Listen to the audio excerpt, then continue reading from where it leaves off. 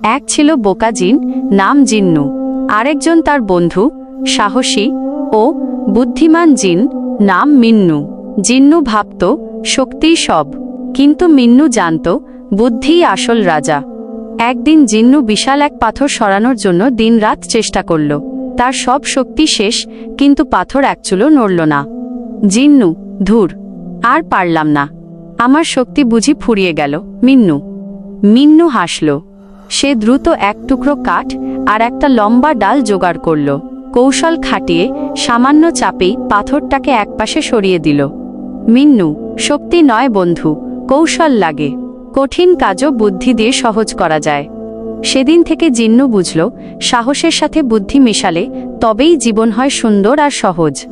গল্পটি কেমন লাগলো জানাতে ভুলবেন না।